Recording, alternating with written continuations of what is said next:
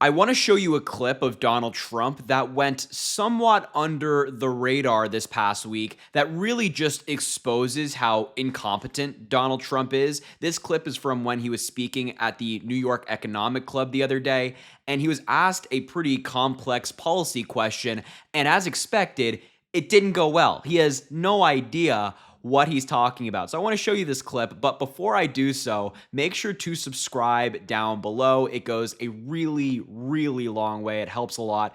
But let's take a look at that clip, shall we? So here's the clip, and just brace yourself for a bunch of nonsense, essentially. Let's have a listen.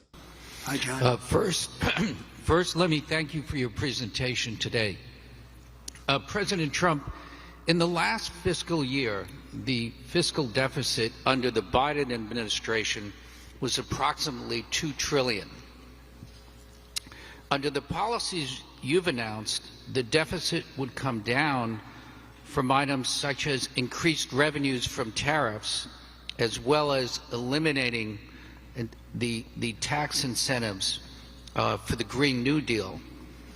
These gains would be mitigated by decreases in revenues from policies such as no tax on tips. Overall, what do you estimate will be the impact of the fiscal deficit from your policies? So first and foremost, before we hear Donald Trump's response, pretty tough question, right? That's a pretty specific question on fiscal policy, on deficit spending, things like that. Things that like Kamala Harris or Joe Biden or Tim Walz could speak very eloquently about. But Donald Trump is not none of those people. He's not Barack Obama. So let's hear this bumbling fool's response to this decently difficult question. Well, we just hit record highs at numbers that nobody ever thought possible. You're right, it's over $2 trillion. Nobody thought that was a number that was, I mean, you can go back 4 years. Nobody thought a number like that would be possible. It's crazy. It's like, it's just horrible, actually. But yeah, we're $2 trillion, and I view it as profit and loss to a certain extent. A lot of people say, oh, it's trade. You know, you have many people say trade deficits don't matter. I think they matter a lot. I think they matter a lot. We're going to have tremendous growth. What I'm talking about is all about growth. The tax is relatively minor compared to the growth. We're going to make our money back on growth. We're going to also, I mean, we're going to grow like nobody's ever grown before. I think if this all works out, you're going to have the auto industry come back to America. Right now, China is building 2 auto factories in Mexico, massive auto factories, and they think they're going to make their cars in Mexico and send them back into the United States with no tax. It's not going to happen. Under this administration, it's going to happen.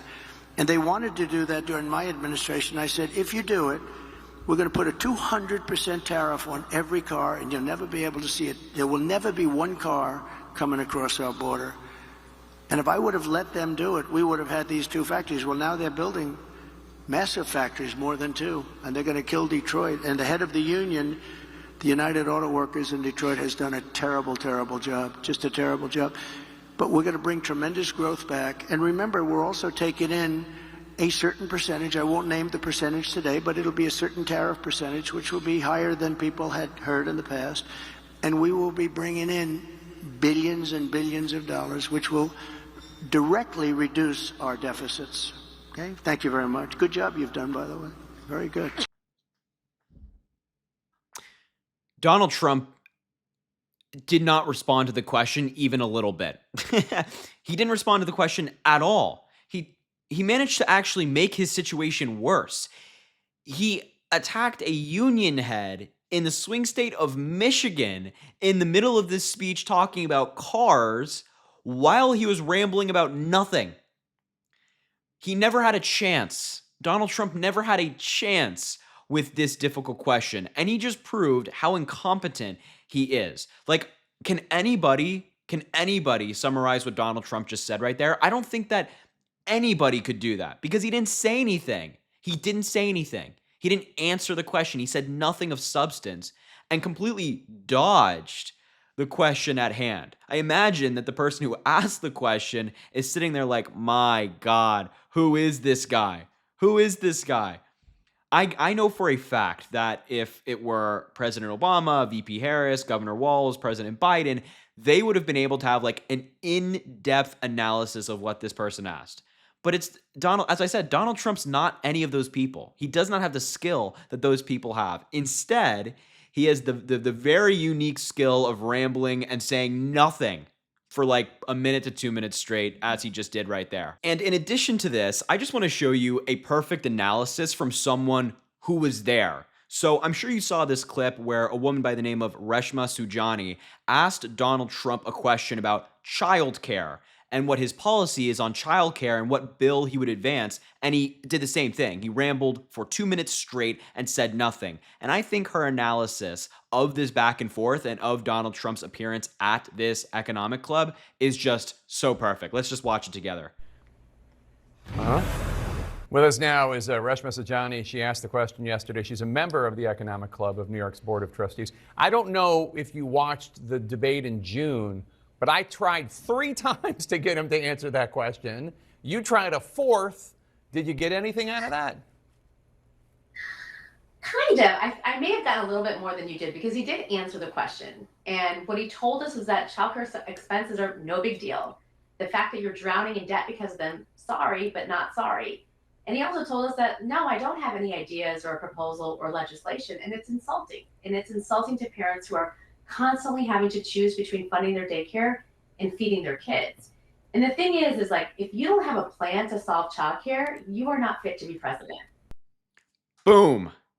Boom. If you don't have a plan for childcare, you're not fit to be president. And I actually like what she said there, that, Anderson Cooper, or excuse me, Jake Tapper tried to get Donald Trump to answer the question at the debate. All the way back when it was with President Biden, he tried 3 times. Donald Trump refused. In this back and forth, he actually did answer the question. He just told every mother out there, every father out there, every couple out there that, sorry, you don't get childcare. Sorry.